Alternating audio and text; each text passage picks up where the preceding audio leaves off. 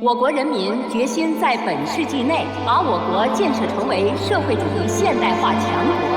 我们首先要靠自己的努力，同时我们要学习外国的一切先进经验。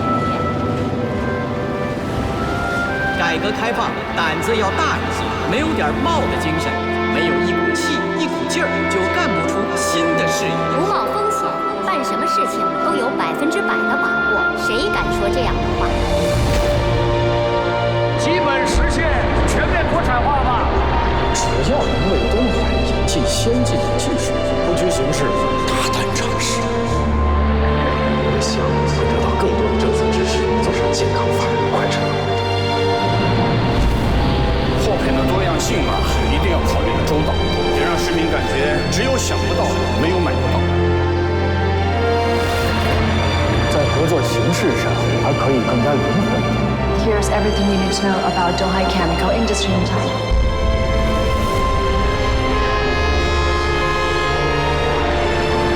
我们正在执行一项历史性的使命，把社会主义现代化建设放在一切工作的首位。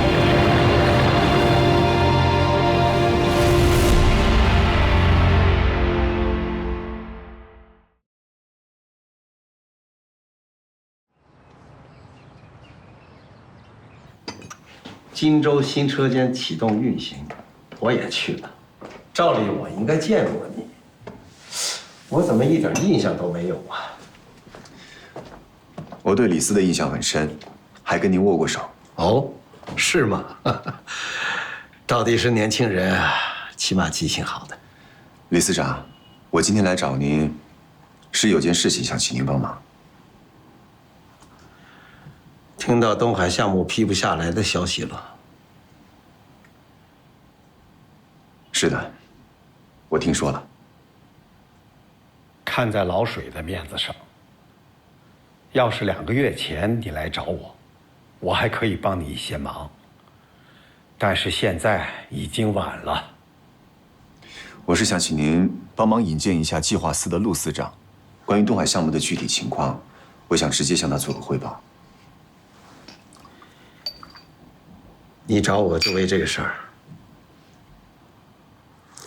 李司长，您是荆州出来最高级别的领导，无论您怎么看我，实际上不可否认的是，我的失败，某种意义上，也代表着荆州的失败。东海项目被否定，跟你个人没有关系，这一点大家都很清楚。但是东海的方案是我做的，我希望能为这个方案再尽一点力。你要见陆司长，可以让老马去约时间。老马约了，安排在元旦之后，我等不及。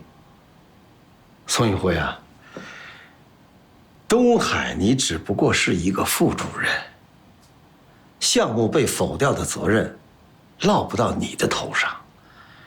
你这么着急的出头，东海其他同志会怎么看你？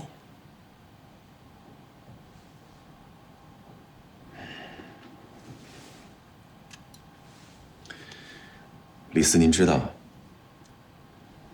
我跟老徐还算熟，请他出面帮忙呢，大不了就是我从哪儿来再回哪儿去，但是我不愿这么做，因为我不想让闵厂长为难。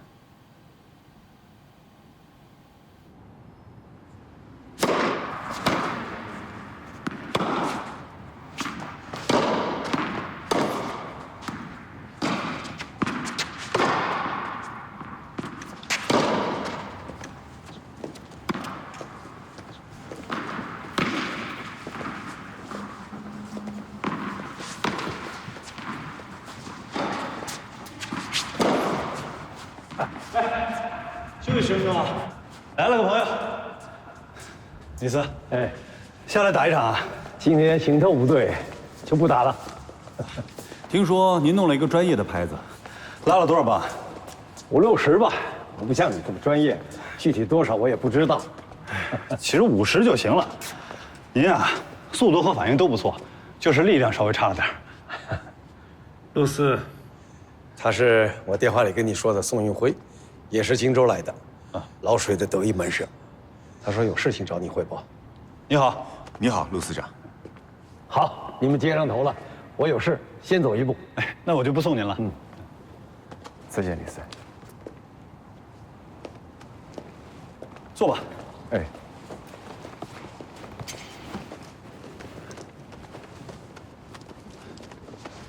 陆司长，我想跟您谈谈东海项目的几点优势。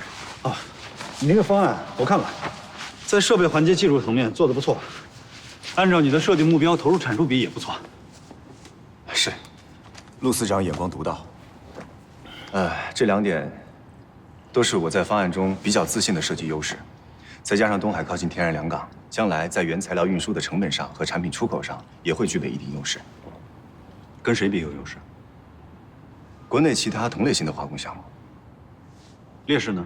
考虑过吗？辩证法无处不在，有优势自然就有不足。东海是个新厂，前期3通1平地下打桩投入资金量较大，加上码头等配套设施，设备成本回收要算到5年以后。还有吗？东海要白手起家，管理和技术人员都要从系统内借调，存在一定的磨合成本。但是新厂有新厂的优势啊，包袱小，存量少，前进的动力会比较强。还有一点，你们的设计产能只有30万吨，滨城接近你们的1倍。但是滨城的运营成本比我们高啊，加上自身老企业养老、社保等方面的压力，东海的产出比率不比滨城低。咱们长话短说吧，国家限制投资，部里的资金只能确保1个项目，滨城的产量大，就这一点就可以抵消你们所有的优势。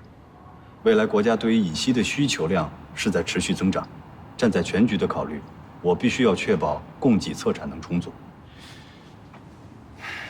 陆司长，如果只是想要提升产量，我可以在3天之内重新拿出一个方案，在固定投资额不变的前提下，让东海的产能提上来。能达到滨城的产量吗？不能，但是差距不会这么大。那就不提了这事儿。产量是我现在最需要考虑的因素。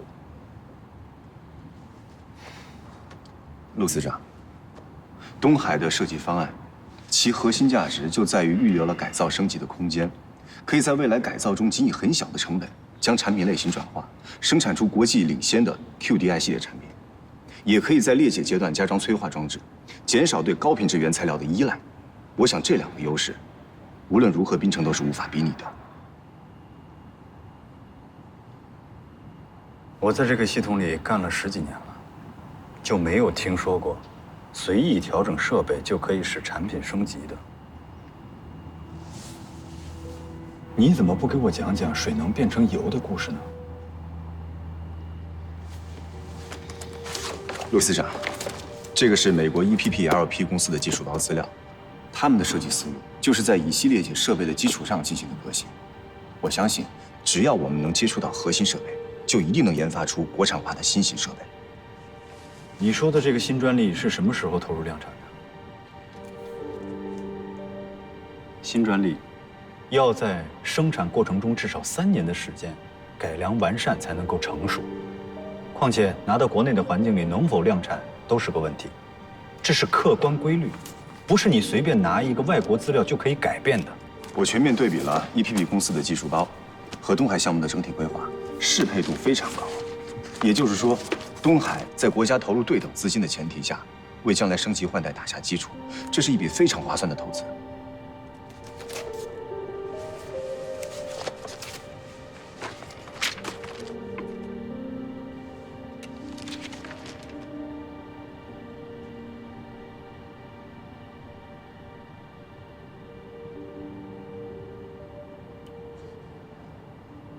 这样吧，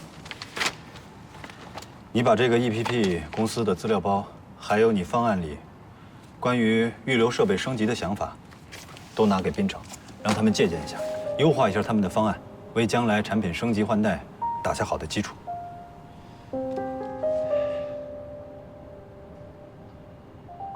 全国一盘棋，集中力量办大事嘛。我并不是有意要为难你。所有的项目在我们这儿没有亲疏远近，我们只看重体量和技术。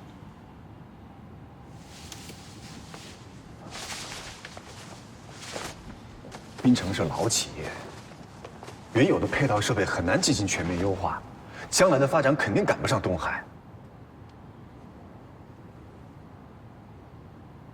在系统里没几个人会这么硬顶我，你知道吗？我知道，我不是有意想冒犯你，我只是想跟你陈述东海的优势。这样吧，你把组织关系跟老李说一下，调到滨城去，你的技术优势在那儿一样也可以发挥。陆司长，东海作为新型企业的优势，在未来一段时间一定能发挥超出我们想象的能力。不说别的，单就深水码头这一点，就能让东海超过国内其他的老企业。这么看不上老企业，你不也是荆州出来的吗？正因为我出生在老牌企业，才最知道其中的艰难。目前国家投资建厂，我们应该把钱花在刀刃上，组建新型企业。行了吧，别说那么多大道理。你是想说，像滨城这样的老企业，领导层的位置都已经坐满了，你这个外来的和尚不好念经是吧？也难怪，技术出身的干部这么想也不为过。陆司长，我可以把美国公司的技术包和我所有的艺稿以及设计思路都交给滨城，我顾虑的仅仅是滨城能否适用这个思路而已，其中并不涉及我个人的未来。我看你是个难得的人才，加上老李和老水的面子，才给你这个机会。到东海没几天，还处出感情来了。算了吧，我从来不勉强别人。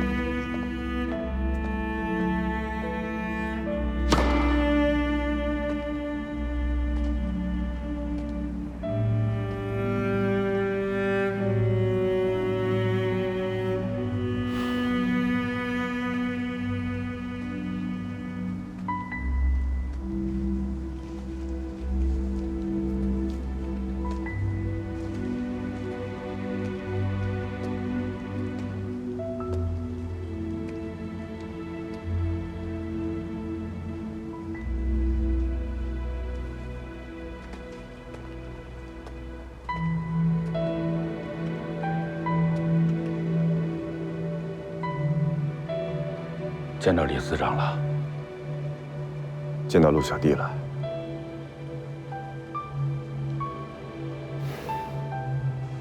他坚持要批滨城。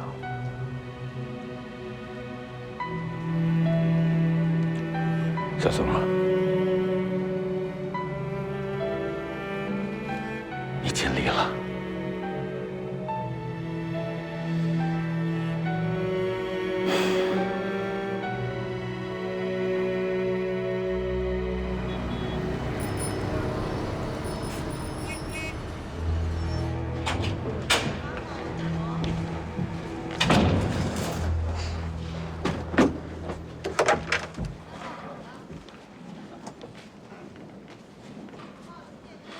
老徐吗？我是宋宇辉。您那边现在是晚上吧？要是时间方便的话，我想向你请教几件事。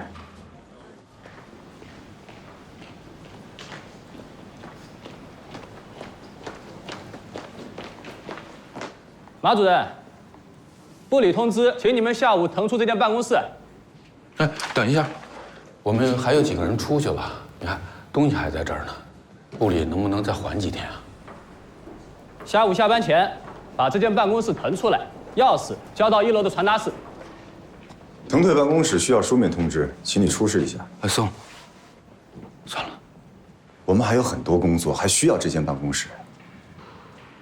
马主任，我通知可送到了，有什么不理解，你们可以到部里找陆市长去问。不管是谁，腾退办公室都需要书面通知。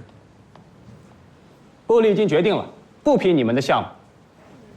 我是东海的副主任，在没有接到上级正式通知以前，东海项目组就依然存在。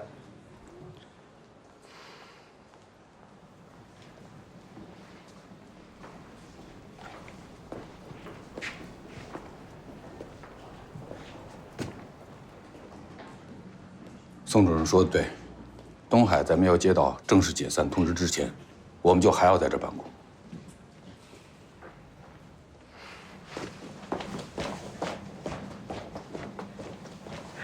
你说你们俩干什么？这是得罪陆司长有什么好处？得罪陆司长。他小拉唯一的权利就是审批项目。东海现在已经被他否了，还能怎么样？再否一回？行行，你俩有血性啊！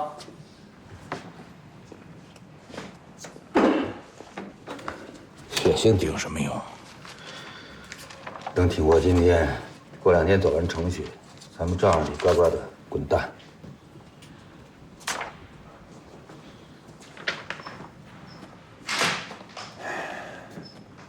老马，东海未必就完。你说什么？根据通知的精神，凡属于填补国内空白的重点化工项目，都在可报批的行列里。苏总，那咱们这个项目能够填补国内空白吗？现在还不能，但是我有把握。给我几天时间对方案进行调整。那怎么不早说呀？那陆司长已经得罪了，现在你再调整方案拿上去，谁给你报批呀？现在这个局面，部里只能上报一个项目，咱们必须绕开部里，去经委、科委这些综合性部委进行单独报批。那么陆司长就管不到我们了。我已经这样决定了，如果你们不支持，也可以继续去办理调动手续。不是，送，你绕开部里去外面报批。你这是要跟全系统对着干呀！就算你报批成了，在咱们的体系里也没法立足。所以我说了，你们可以去办理调动，我不强求大伙跟我一起冒险。你这哪是冒险？你这就是趟雷。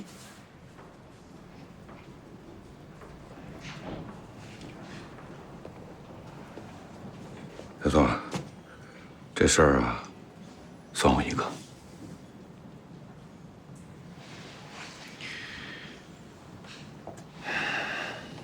老马，你可想清楚了，万一事情失败，后果很严重。我一个快退休的人了，大不了提前2年回家。你能够丢下远大前程为东海拼命，我怕什么呀？好，咱们一起干。好，干！看我干什么？谁还没点血性啊？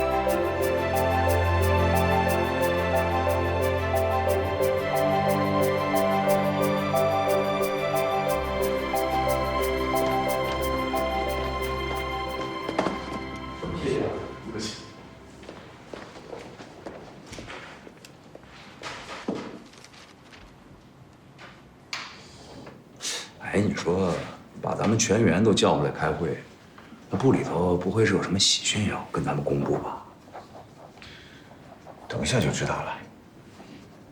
哎，你这人就不厚道了，看你这表情，肯定是知道，你不跟我们说。不是怎么着？你闺女是不是不想嫁我儿子了？以后，老韩啊，你这傻话吗？人小宋的千金3岁不到，你儿子都上初中了，不是这玩笑开不得啊！小宋也要嫁也得嫁我儿子呢。是，我跟你说，他儿子我见过，不行，配不上咱家闺女。关键我儿子是早上了1年学，所以说上了初中。你说合适，没人感觉合适。老韩，哎，注意场合，不要乱开玩笑。好。马主任，不是让咱们9点来开会吗？您瞧，这都快10点了，这领导一个也没来。通知是9点，也许领导还有别的事儿。要不马主任你去问问吧，什么情况啊？这是，该不会咱们项目又有什么事儿吧？可千万别有什么变化了，我这心脏真受不了了。要我说，都别操心，也别担心，啊，能把我跟老高这已经调走的都给弄回来，这项目肯定是批了嘛。哎，这次啊，亏了马主任还有小宋，力挽狂澜救了咱们东海。哎，今天晚上啊，我请大家喝酒，一个都不准少。老高啊，功劳啊是人家小宋的，我可什么都没干啊。功劳是咱们整个项目组的。哎，小宋，我就佩服你这点，打心眼里佩服，居功不傲。哎，我要是早知道你们能挽救东海项目，老高啊，咱还瞎折腾啥嘛？就是，你说这调到哪儿能有咱们东海这工作氛围？哎，没事啊，后悔还来得及啊，还来得及。哎，周组长，东海项目组的人都到齐了。好，坐，都坐。坐着。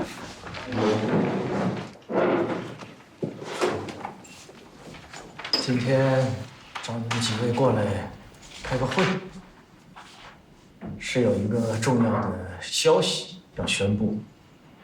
东海已经被列为国家重点的化工项目。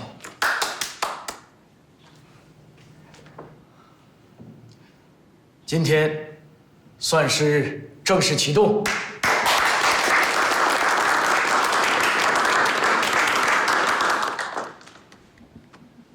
东海项目既然已经批准了，咱们就要加紧建设。李四去开会了，委托我来宣布一下部里的任命。马宝平同志任东海化工厂厂长兼党委书记，韩泽刚同志任东海化工厂副厂长，负责技术设备。高祥荣同志任东海化工厂副厂长，负责组织人事。刘玉海同志任东海化工厂副厂长，负责财务。宋运辉同志任东海化工厂副厂长，负责技术。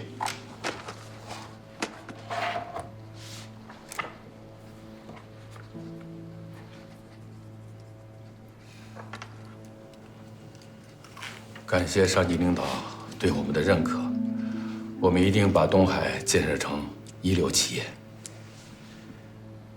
项目批了，东海半岛的打桩施工先头部队也得动起来，所以部里决定这件事情就交给宋运辉同志负责，其他的同志暂时留在北京，和设计单位对接，跟部里专家协同设计方案，先把春节过了，等过完年就正式开始工作。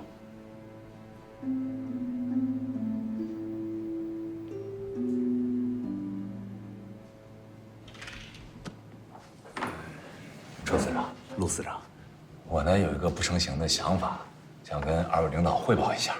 有什么话直说。哎，这个东海的设计方案啊，是由宋运辉同志一手抓起来的。这接下来跟设计单位对接的工作呢，说起来简单，其实千头万绪的。我是怕在对接的过程当中出现什么问题，那就辜负了2位领导对我们东海的一片苦心。简单点，你有什么建议？啊，就是半岛开荒的事儿，我去也行，让宋运辉同志留在北京，啊，因为这儿还是有很多的工作离不开的，不知道2位领导同不同意？坐。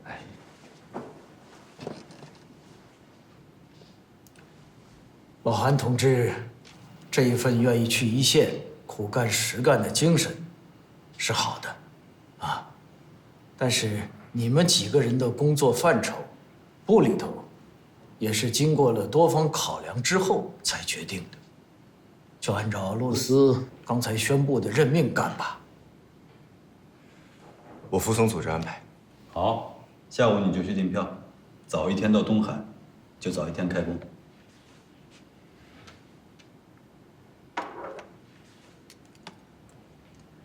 这样吧，你现在就去收拾行李办手续。接下来的会议是关于外商洽谈设备进口的，你就不用参加了。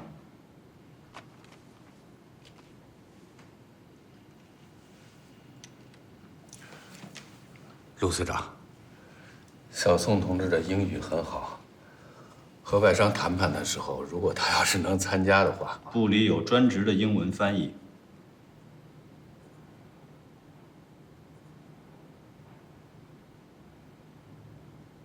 你去吧。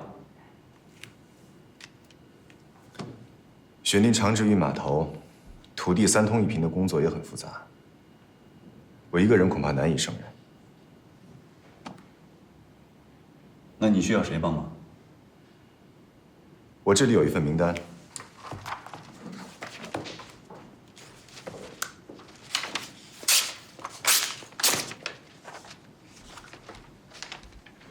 这些都是当初参与兴建荆州新车间的骨干。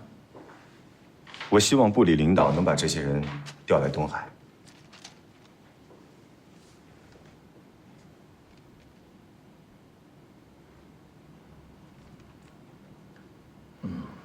小宋这个要求不过分，名单我来批。谢谢司长。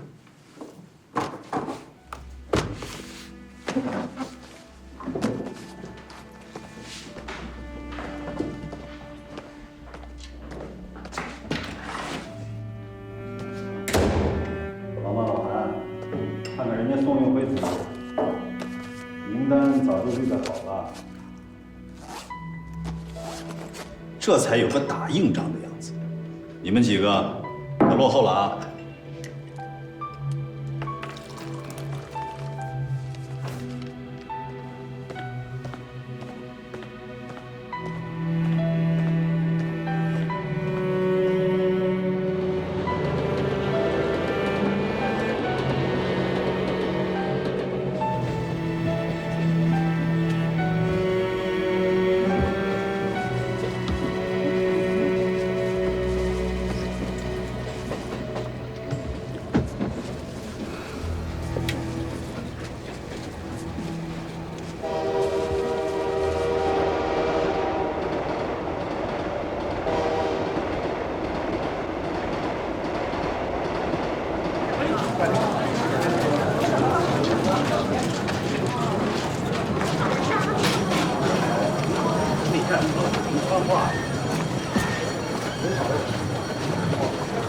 小辉，小辉，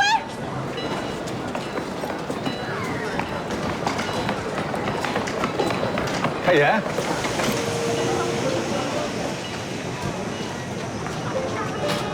你可回来了？怎么了这是？让你等太久了？没有，我出门出晚了，还差点坐错车了。不是的，你这不没来晚吗？那我都快担心死了，我就特别害怕，万一你下了车我还没到怎么办啊？那我就等你呗，又不着急的。不行，我得让你一下车第一眼就能看见我。你这身衣服啊，不管是谁都能第一眼看到你。我这衣服不好看吗？我这个外套是我嫂子专门从上海带回来的，我出门挑了半天呢。好看，你穿什么都好看。走吧，回家吧。累吗，路上？还好。哎，北京挺冷的吧？我买的那个面包服你穿了吗？穿了。北京吃的比荆州好吧？食堂的饭都差不多，也没什么特别的。你再出差带我跟小颖去吧，听说北京小吃特别好吃。等着不忙了，专程去的。一会儿回家给你个小惊喜。什么惊喜啊？你猜？我不告诉你。来，给我吧，你去开门。啊。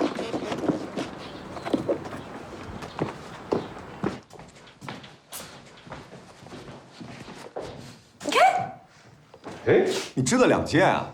对呀，他们说这个叫情侣款。那你这个怎么织的那么合身呢？你那怎么了？您看我这绣的，哎，不应该呀！我织的时候我量过的呀，怎么会差这么多呢？哎，没事，洗凉水就好了。哎，这还没事呢，你知道吗？我都想好了，咱俩去东海的时候一起穿。你这个呀，就要带着发着的眼光帮我织毛衣。你想啊，洗凉水之后缩了，不就正好合身了吗？对不对？我怎么这么没用，连毛衣都织？哎呀，很有用啊！你想啊，这是你第1件作品，已经很棒了。以后等小颖上了小学，你的经验更丰富了，再织出来的产品是不是就合格了呢？那你说我笨吗？不笨。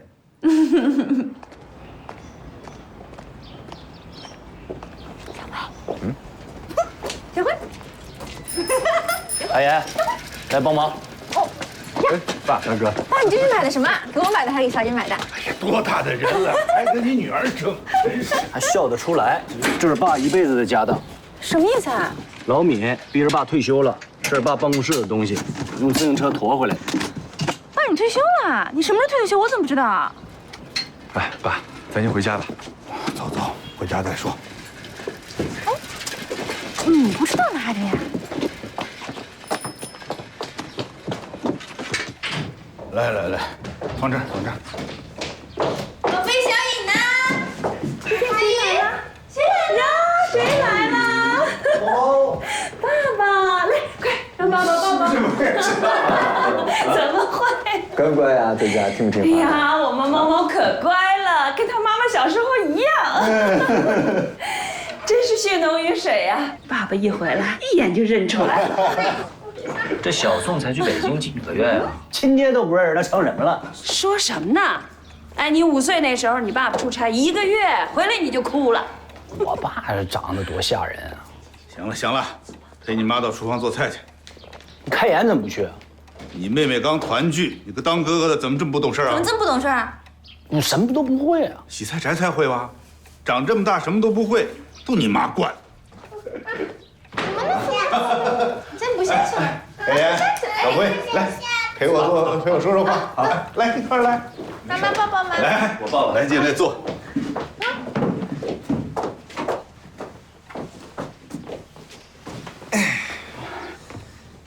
想不想爸爸？闺女还是跟爸爸亲。对呀，闺女还是跟爸爸亲。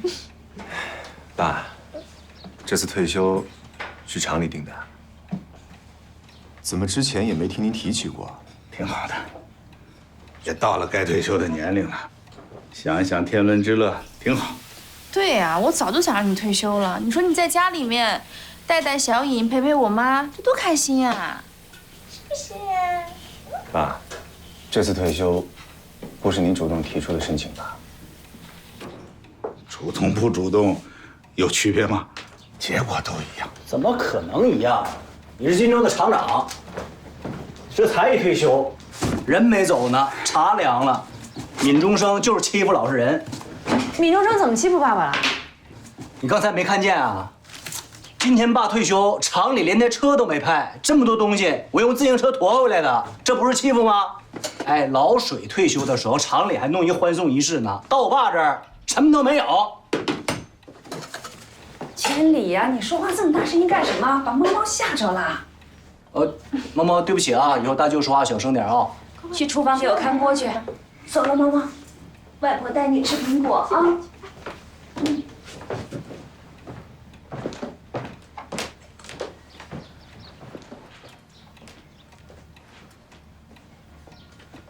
老闵这事做得太过分了，按照荆州的传统，不应该这么对待老领导的。没什么，其实我一点都不在乎。那闵中生真是的，他也有退休的一天，他就不想想到时候别人也这样对他吗？嗨，咱们今天不说这些扫兴的事儿啊。那你最起码有个欢送仪式吧？你想想水伯伯退休的时候，那是不是还有仪式呢？他这叫什么事儿啊？我和你水伯伯不一样，他只是小辉的师傅。闵中生真是针对我啊！之前电话联系，他态度还挺好的呀。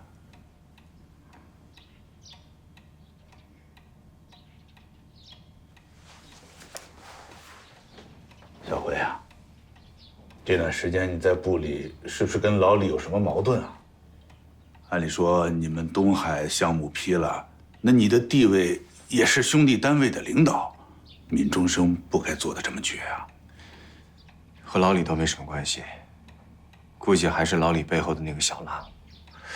你们东海这个项目的报批，走的不是小拉的路子？是通过其他关键部门把项目批下来的。那就难怪了。吃饭喽！哎。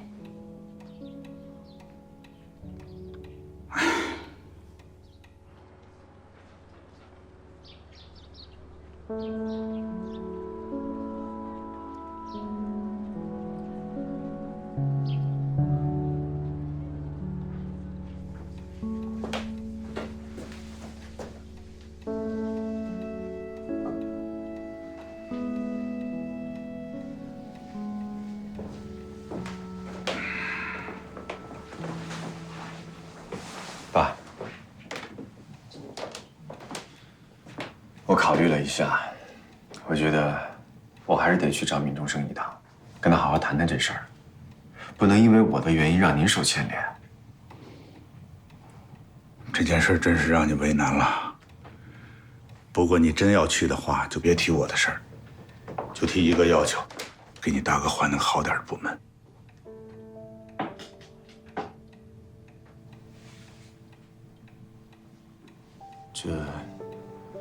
小辉啊，我们知道你原则性强，不愿意求人办事儿，可是这件事情真的太重要了。你爸爸退休也就退了，条件差一点我们就不挑剔了。可是你大哥还要在荆州待一辈子，要是闵中生真的记了仇，你大哥的前途就完了。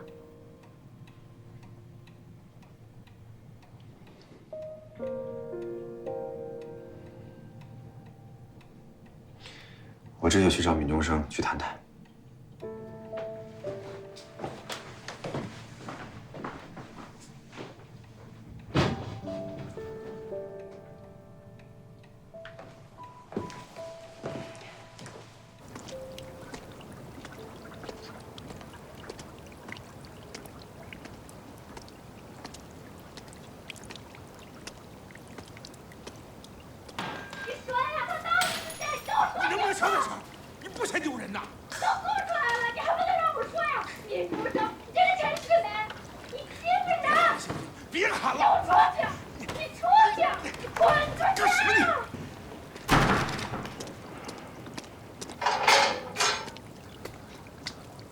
小宋，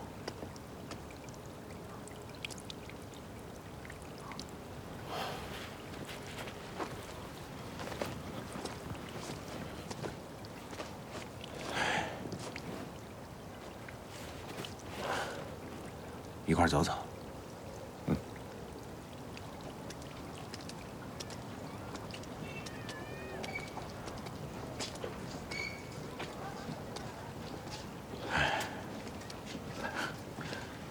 这厂女婿不好当啊。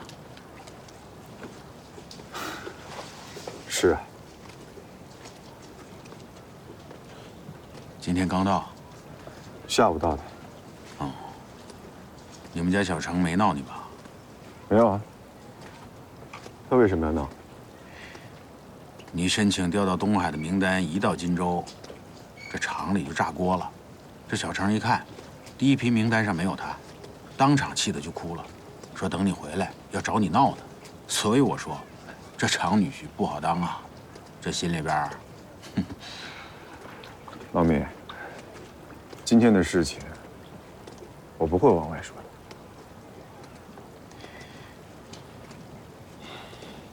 谢谢啊。什么事儿？说吧。按荆州的传统，你不应该那么对待程厂长。是这事儿啊，小宋，咱们是有过矛盾，但是你觉得我因为这个就怠慢老程，那就太小看我了。那为什么程厂长退休没有欢送会，连车也立刻收了回去啊？我要是说，我替他安排了欢送会，是他自己坚持推辞的，你信吗？你什么意思啊？你是说程厂长在演苦肉计？哼，那他演给谁看呢？你呀，你这个女婿越混越好，离开了荆州，就是摆脱了他的掌控。想要让你继续为程家出力，过去的方式不行了。老程非常了解你的为人，他想让你觉得你亏欠他们程家的，这样你以后什么事儿都会替他们做了。老米，就像我不愿打听你们家事儿一样，程家的事也不需要你来分析。好，我不说了啊。老程以后的待遇呢，我就按照正常的厂领导退休的标准处理，这样行吧？这算你的分内事，我就不谢你了。哈，那你的意思还有别的事儿？程千里想要调出内销科。哎呀，你这个大舅子啊，本事不大，脾气不小。这几年可以说是把荆州好的部门轮了一圈，把能得罪的人呐都得罪光了。现在他老爹退了，你说哪个部门能要他？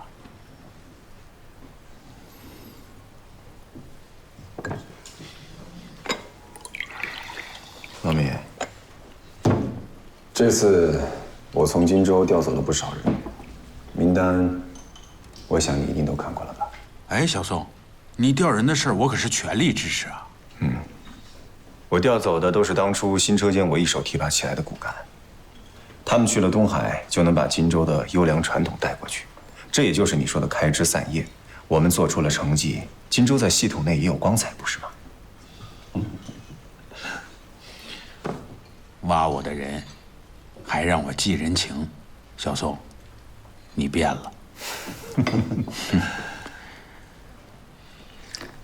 这样吧，你也从新车间调走了不少人，正好也缺人，就让你大舅子去新车间做专职副书记。再加上那边是你打下的天下，程家也会时刻记着你的人情。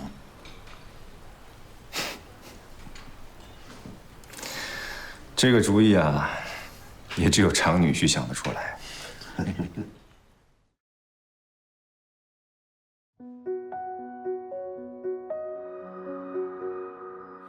和你走过理想的大河，从容的飞腾着。你看那盛放的花儿，来自期盼的种子。你看那丰硕果实，来自耕耘的浪漫。宽广的大河，来自八方汇聚的消息。奔腾向前的大江，来自高山的哺育。和光同行，跌跌撞撞的摸索。和光同舞，奋不顾身的坎坷。和光同志，不为生命而来，不为低谷而去。你看那盛放的花儿，来自期盼的种子。你看那丰硕果实，来自耕耘的浪漫。宽广的大河，来自八方汇聚的消息。